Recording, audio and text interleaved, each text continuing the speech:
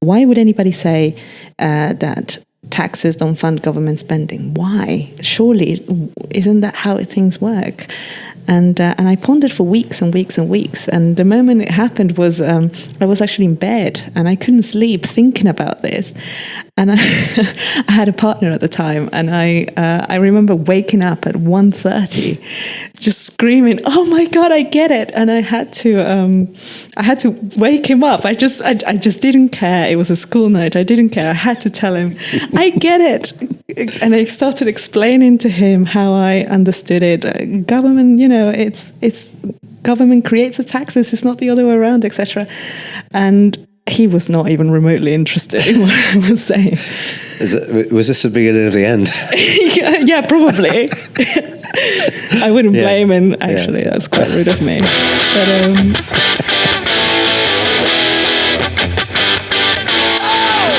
This is the Pileus MMT podcast with Patricia Pino and Christian Riley. Hi, my name's Christian Riley, and this is episode 2 of the Modern Monetary Theory podcast. You just heard my co-host Patricia talking about her light bulb moment when she grasped that federal taxes don't fund federal government spending. What?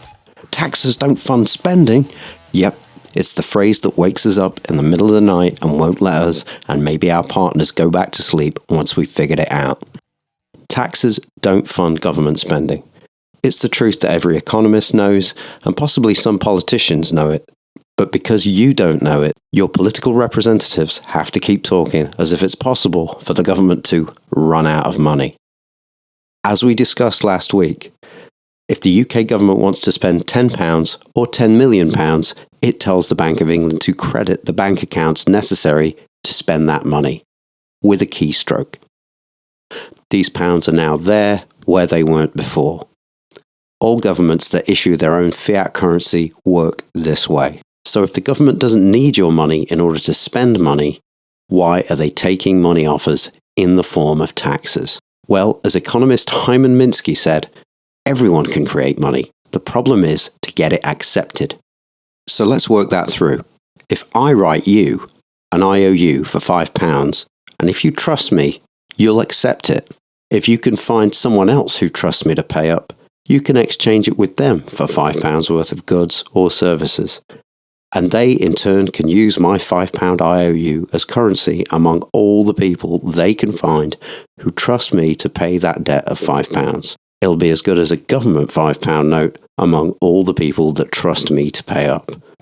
But unfortunately for me, that's a limited circle of people. That £5 IOU from me won't go far.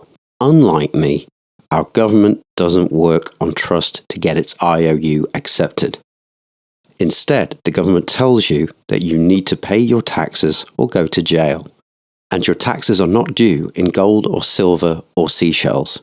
Your taxes are due in pounds. And the government is the only entity that is allowed to create pounds. If you want to pay your £5 tax bill with my £5 IOU, you better come back to me and cash it in for a government £5 note, or you're going to go to jail. That's what makes the government £5 note currency. And if you don't need a government £5 note to pay your taxes with just yet, all the other people that you trade with at some point need one to pay their taxes, ensuring a constant demand for government pounds, rather than gold or seashells or my Christian Riley bucks. So, the federal government creates a hole in your pocket with a tax bill in order to get you to need pounds, so that the government can then issue pounds and have the users of the currency, you and me, work and trade for pounds. All fiat currencies work this way. In this week's conversation, we'll be talking about this and also why this taxation driving money situation works differently depending on whether you're an issuer of the currency, i.e. the central government, or whether you're the user of the currency, like a private individual, or local government, or a Eurozone member state. These last three are users of the currency rather than issuers of the currency, so they can run out of money. Okay, let's jump in. Perhaps we should start by explaining a little bit to those who haven't heard of MMT, what it is. MMT stands for modern monetary theory, but it's not a theory. It's a description of how our economic system works. And it's the main challenge at the moment to this neoliberal system that has been dominant for the last 4 decades. The reason why MMT is exciting is because even though it uses concepts that economists are not necessarily unfamiliar with, it frames them in a way which are surprisingly humanitarian and which provide us a way forward to solve a lot of the problems that we're facing at the moment, like climate change, poverty, war, you name it. All the problems, I would say. Everything, Yeah, I totally agree, yeah.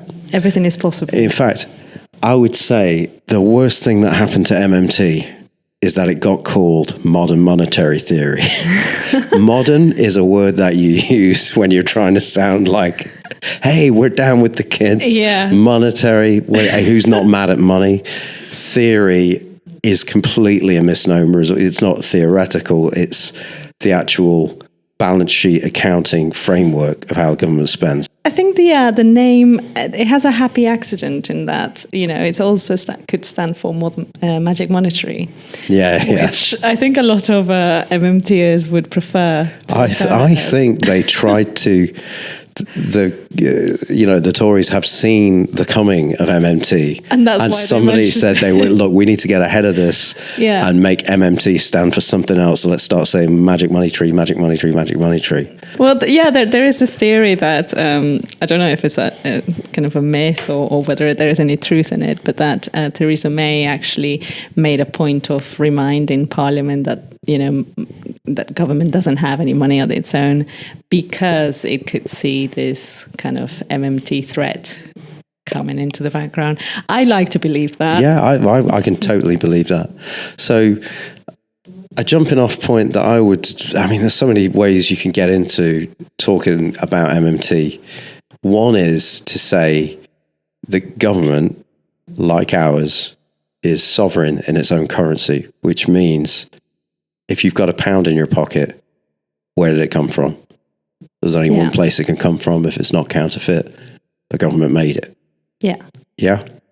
And I think anybody listening to this will go, that's not controversial at all. I get that. There's laws against counterfeiting, right? I think, I think people are happy accepting that, but then there are also kind of this mentality that taxes, fund government spending is also quite ingrained in the psyche of the majority. So even though these two ideas that are contradictory, they people still.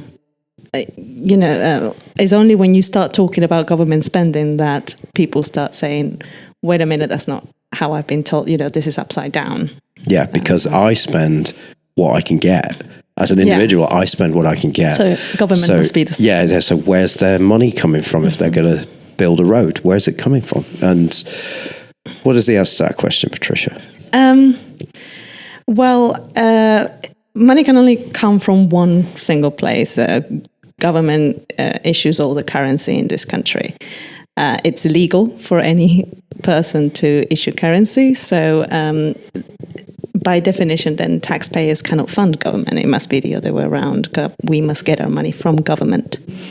So if we follow kind of the life, and I like to call it a life cycle of money, and kind of follow each path, Sorry? No, I was going to jump in and say, money has quite a few definitions, doesn't it? Oh, yes, that's true. Shall we say, everybody pretty much knows what we're talking about, but for the pedantic people out there, pounds.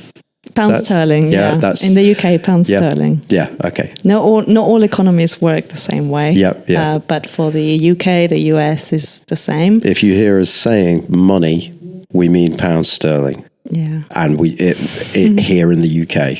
Yes. Okay. And so the life cycle. The life cycle of money.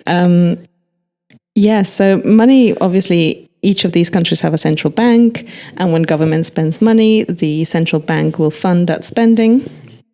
And what most people don't know is that the central bank has to honour that spending. The central bank cannot tell to Parliament, no. The Parliament, at least in the UK, does not go to the central bank and ask, have I got enough pounds to fund this? It just happens. It orders the central bank to fund the spending, and the central bank then credits the accounts of the people that the government has hired to build the bridge or whatever project they're doing. And with whatever money, for example, if the government is spending £1 million on something, the central bank will create £1 million and credit the accounts of the people that have been hired. And then on the other side of the account, the central bank would put minus 1 million on the government account. This is just accounting. It's called double entry accounting. The minus 1 million, some people might call it government debt. Some people, if it's not accounted for in taxes, then some people call it deficit. But that's just, that function of spending is just double entry accounting. Okay, I will just sum it up.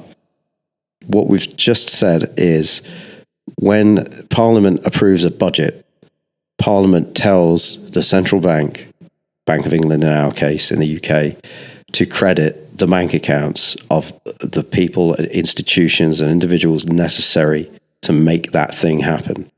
That is now money. That is now pounds. That has entered the private. They wouldn't. Yeah, those pounds were not there before. Yeah. So the process was the budget was approved. The money now exists. That's it. That's where your money comes from. If you think it can't be that simple, the Bank of England put out a paper in 2014 that was not widely enough reported, obviously, yeah. Otherwise we wouldn't need to have this conversation. I wish it had. Google it. I'll link to it. The Bank of England said this is how money comes into being. Yes, something that confuses people sometimes is that they think, this kind of label of independent on the Bank of England. The Bank of England is independent for some operations, but ultimately is accountable to government and remains the property of the UK government. Yes, the decision makers are appointed by politicians. Exactly. The Bank of England governors, because they're appointed usually by the Chancellor. Mark Carney was appointed by George Osborne. Yeah. I would be very surprised, even though they pretend not to be political. I'd be very surprised if they didn't at the very least share the ideology of those people who appoint them. It's certainly not a private bank. It's certainly not a commercial lender as an adjunct of government, basically. I think maybe it's important to explain the role of taxes at this point. Yeah, I would say so you've been skeptical, you've gone and looked at the Bank of England's paper, and the Bank of England have corroborated what we've just said. So, a pound spent by the Bank of England is a new pound. That's it. It didn't come from anywhere else. Then a person is going to say, well, why are they taking tax money off me if they don't need it to spend? The short answer is tax is the main reason why we need money at all. What gives money value? And that, in essence, is just the government's arbitrary imposition of a tax. We need pound sterling to pay our taxes, therefore we need pound sterling, therefore we can exchange pound sterling between us. So that's kind of the whole premise for it. But taxes also have other roles like controlling inflation. So if government has spent an amount of money which creates too much demand, government can also destroy some of that money through taxes to kind of cool down the economy. When we talk about demand, we talk about this thing called aggregate demand. Yes. Aggregate demand is all of the pounds going around in the private sector. Would you say that's fair enough? Which are chasing goods. Yeah, exactly. Yeah. And the reason why we emphasize the aggregate is because some people may want to buy more goods than others, but it's just the aggregate, that kind of the one figure for everything.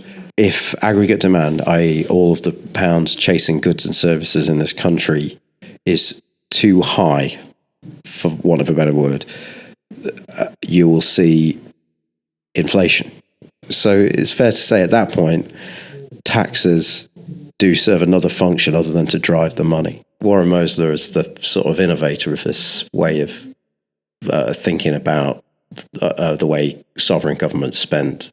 And he's got this great talk that he gives where he pulls out a business card and he says, if anybody here would like to clean the floor, I'll pay one of these per hour afterwards. And are there any takers? No. Then he goes, all right, 2 per hour. Any takers? No. These are absolutely worthless. They are absolutely. Okay, I'm going to add one more detail. There is a man at the door with a machine gun. You're going to need one of these to get out of the room. He works for me. Now, now everybody wants now everybody needs it. And then he says the guy at the door is the tax man. That's why we tax, so that you need one of these to get out of the door. And we can call that $1, we can call it £1, we can call it a Warren Boesler business card. But that's how to drive money. And the current economic kind of mainstream hides that fact. Well, when you go back to the days when there were kings and queens, you needed a priesthood to go around telling everybody why that person was chosen and why that's right. And there's now another priesthood, and they've got, whiteboards and colleges and, and formulas and curves and Milton Friedman to tell everybody why a very small number of people should have a lot and everybody else shouldn't. Yeah, the government has no money, so we should use it for what's important. That's giving the rich tax breaks. Exactly. Yeah, tough love. Tough for you, love for me. And then, but the cruelest thing about it is that if you think about it, government imposing a tax effectively, as Warren Boesler will say, creates unemployment. Yeah. Nobody needed currency before, and now they do. So they're looking for a job. They're looking for any activity that pays in those business cards, or in our case, the pounds. Yeah, and government spending should, in effect, offer that employment or offer that means of obtaining what they need to pay the tax and to live their lives. So, in effect, government creates an issue and then solves that issue, and that's what currencies are meant to do. But what the current kind of the current thinking is that people have been convinced that government doesn't create jobs and that only the private sector create jobs. And so they have come to accept that a certain portion of population will always be unemployed. And understanding MMT shows you that it doesn't have to be that way, and shows you that we have power to effectively, that we're not using our resources as we could do, and what a waste it's being for completely gratuitous to fulfill the ideology of a few people. And that's the most kind of the most difficult thing to come to terms with, kind of the cruelty of the current system. Okay, let's backtrack. The deficit, our government's deficit. The way I would say it is, the government spends 2 billion, it taxes 1 billion. Where does the other billion go? The deficit is 1 billion. That billion is in our pockets. That's our aggregate demand. So at a time when we don't have enough money, we should be saying to the government, make the deficit bigger. There are things that need doing, because you closed all these libraries and A&E departments. There's stuff that needs doing. You just laid all these people off because you didn't like the number. You didn't like the deficit. And it's like, that's the exact wrong thing. Unemployment has been replaced by chronic underemployment. Yeah. All this leads to poverty. All these leads to underutilized resources. All these are an indication that basically the system, or certain parts of the system, don't have enough money, and indicate that government spending is not sufficient. But because people don't know this, they tend to, it's quite easy to blame the unemployed, who tend to be quite vulnerable people. And it just takes attention away from people from actually holding the government to account for it. So MMTers will say, how do we know the deficit's not big enough? And the answer to that would be, there are people looking for work because you told them they needed £1 to pay their taxes with, and you haven't provided them with that pound. We had a system that prioritized employment, where everybody being employed was the priority, and then as a secondary concern, you had controlling inflation. But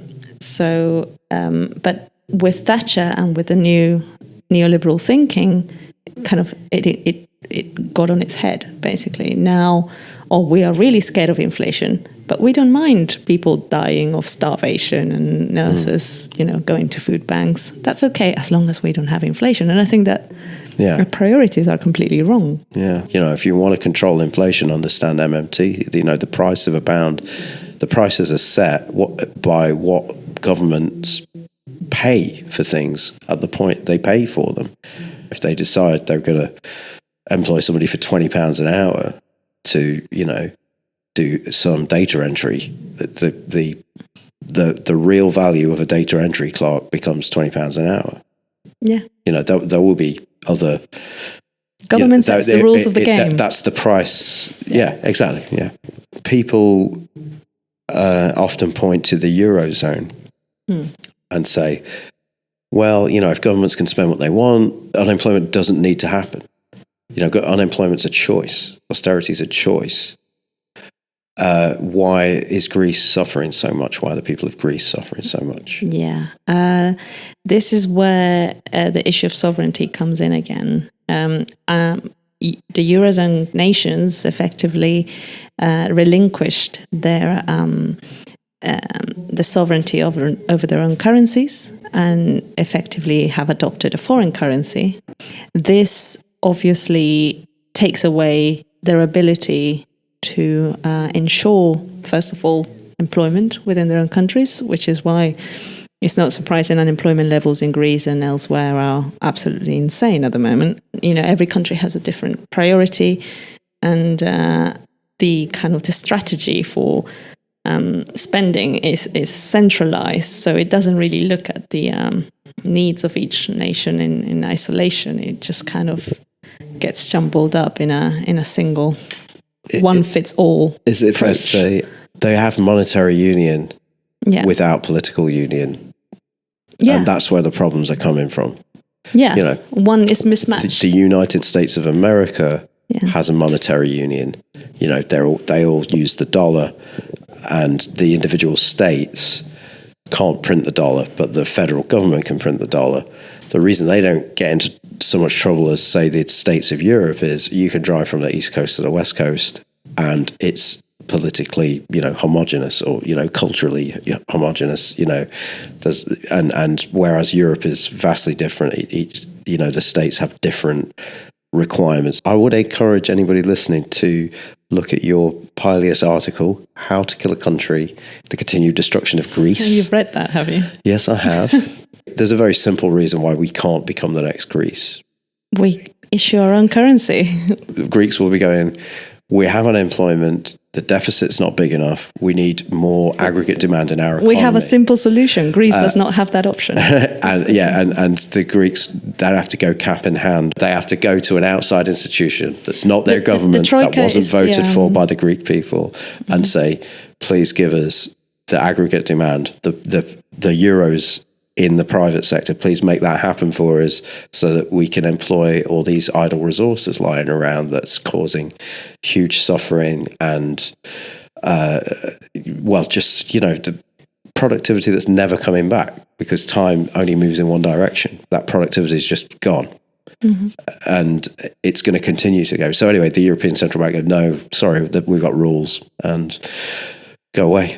People don't just lie down and go, cut my throat. I don't know, I'll just bleed out here. Well, it explains why the far-right party in Greece has been growing in popularity. Yeah. I mean, it's really sad to see how many of them feel, disengaged, to see such a vibrantly kind of engaged country, politically engaged country, suddenly just a lot of people who voted religiously saying, what's the point? It doesn't matter who we vote for.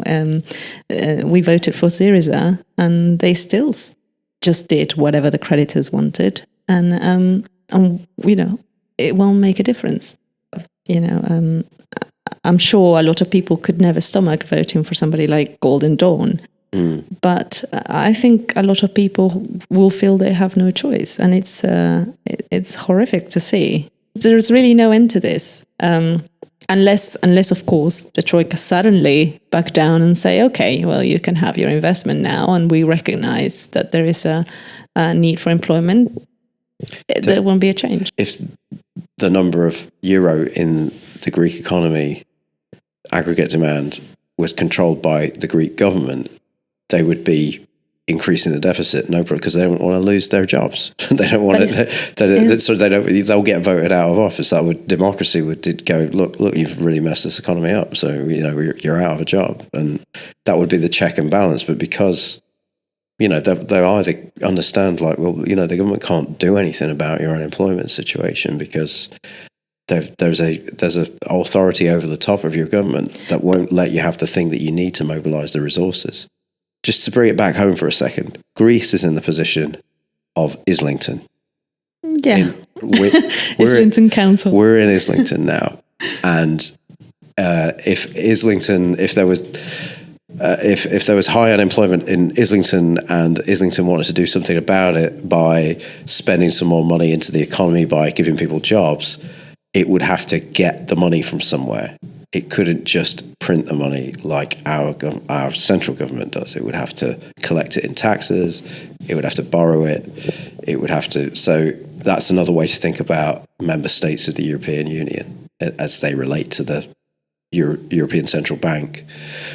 Islington as a municipality can't do anything about its unemployment problem, if indeed it has one. I don't know. I think it's the easiest way to see it is comparing Greece to a local council in the UK or a state in the United States. So I went on the Islington Council website, and they have they've broken down where their funding comes from. So the funding source, government grants, in every pound, 49p. So 49% comes from central government anyway. So even if you were to say Islington's running out of money, it's running out of money because it's not getting it from central government. Mm-hmm. Only 14p in every pound. So I don't know why they say pennies in pounds. It's like, we can handle percentages, surely.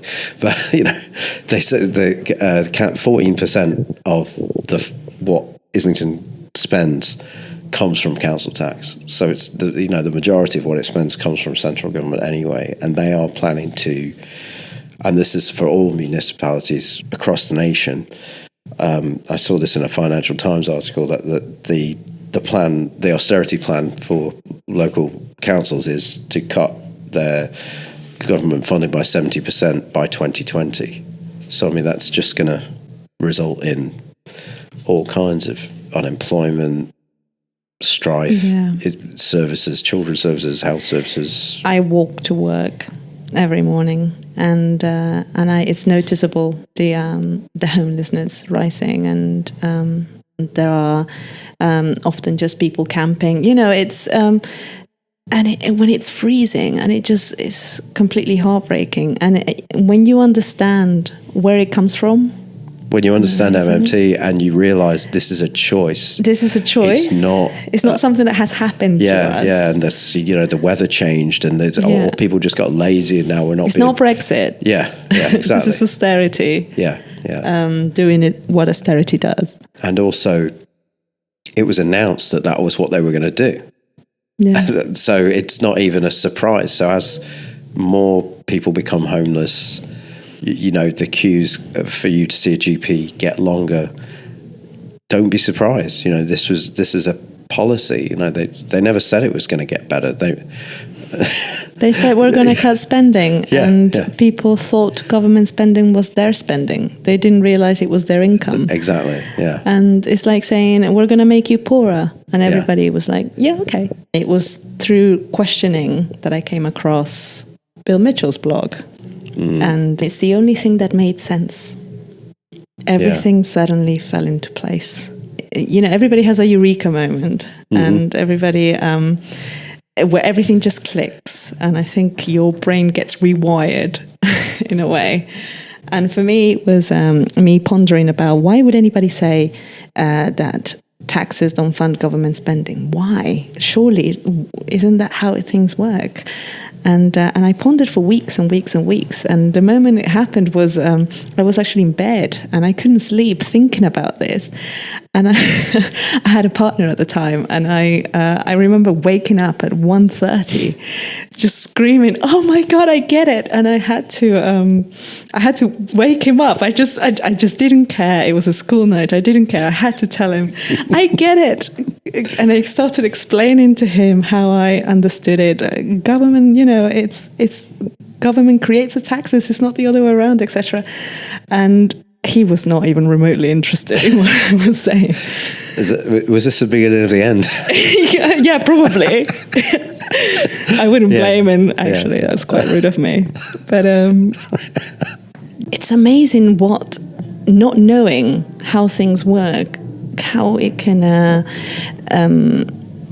restrict you from actually taking action where it's the most needed. I think I decided to geek out on it because I got tired of reading people telling me why it's a good idea to keep people unemployed, but people there are some who are like that. Yes. It makes lots of people think it's a good idea. They're like, if their unemployment gets too low, there'll be inflation. It's that. I mean, that's that old concept. That's a central.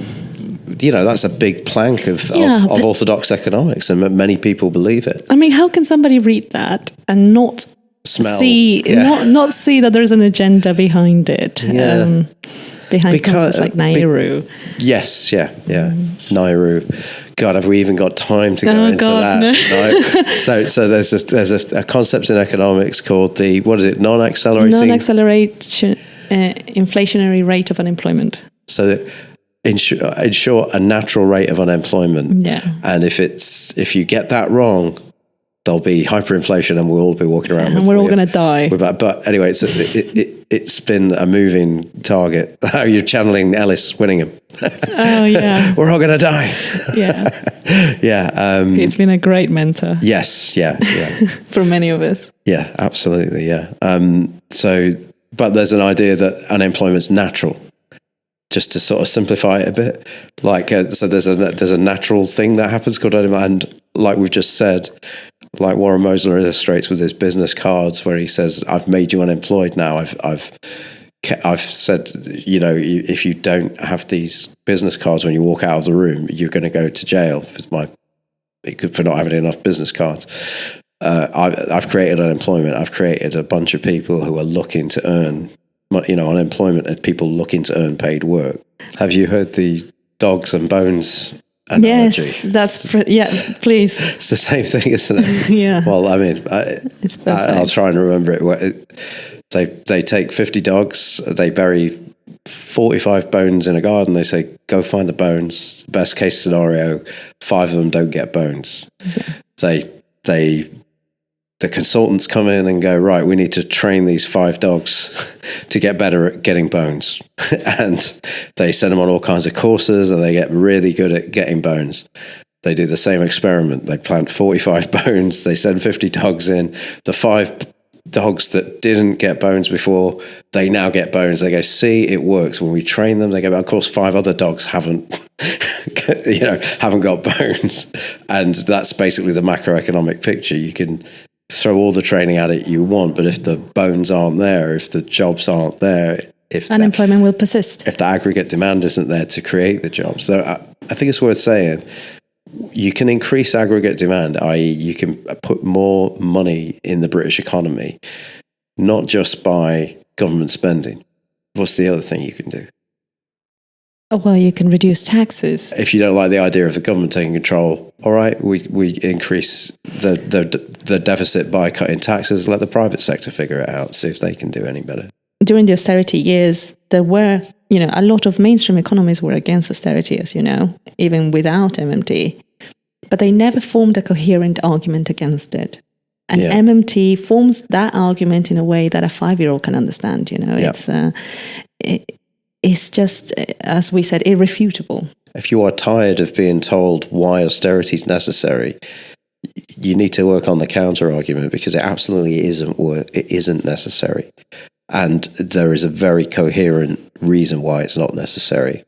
You have to do a bit of work to understand it, but that's our solution. When enough people understand it, enough people understand MMT, we will never again have a government telling us we need to tighten our belts, we need to create artificial unemployment, we need to create all these and the social problems that go along with it.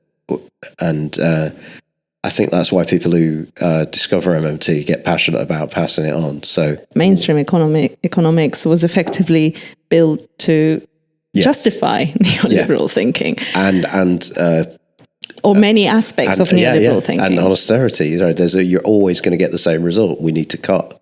Yeah, we need to cut government. You're always going to get the same result unless you reject that way of thinking. So how can you fight austerity or claim that you're against austerity if you concede that that spending too much is irresponsible or in its own right without looking at any employment implications?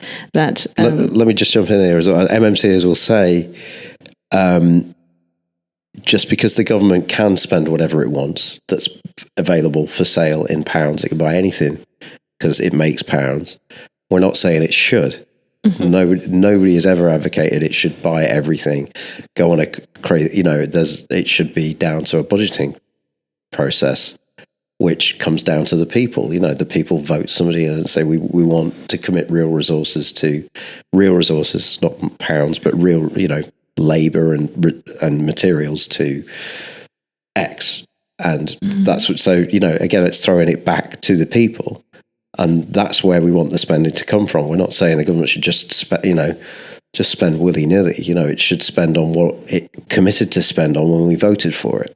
We had a long period of capitalism still in the 1960s where we saw, the productivity gains were going to the workers. The great prosperity. The workers were getting an equitable share of the productivity gains in that period. I think there are, genuine criticisms with the capitalist system as a whole. I don't think it's perfect.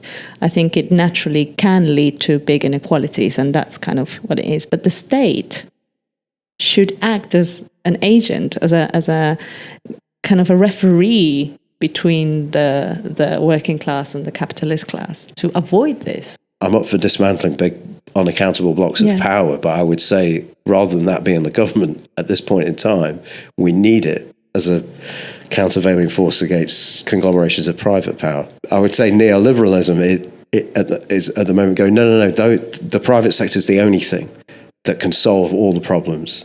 We need to enable it. We need to free the market. We need to, because it's disciplined by people's choices and stuff like that. And it's got its own logic to it. It does have logic to it, and it has potency. But that's if you ignore the corporate structure. All the decisions come down to a tiny. It's almost like a central planning committee of a communist party. It's what we call the 1%. There is a great lengths to which the government can do through regulation and setting the rules of the market to prevent much of the abuses that are happening now. Yeah, it's incredible how far right the whole thing has moved. And it's happened so slowly, like a frog being boiled, we haven't noticed. And suddenly we've woken up and everything's a mess. I mean, it's fair to say through lobbying, and there are concerted efforts. There are think tanks that have an agenda that that speak very loudly, and they're very well funded to sort of push ideas. If you've got a lot of money, you've obviously won by the rules of the game as they stand. So those people are going to be very interested in telling the story of the game is fair. And want to fund institutions and ideas that tell that story, that nobody gave me a free lunch. In fact, the government were against me and I still triumphed. And that's maybe how we got there. Glorifying the individual over the community. I mean, I love individuals. Some of my best friends are individuals. I'm not anti-individuals. Only some of them.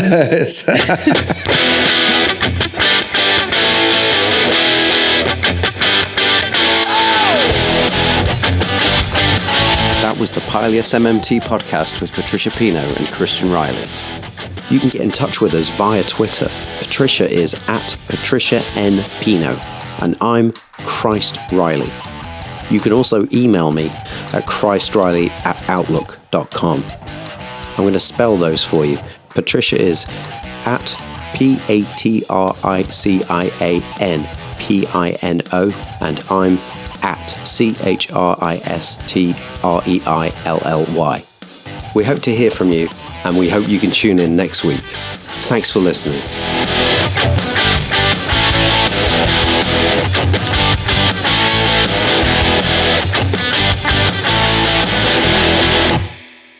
Yeah. No, I've tried it with my fiance. I've tried, if I woke her up in the middle of the night, I mean, she's also Scottish, so she could just punch me for any reason. Yeah. It's in their DNA,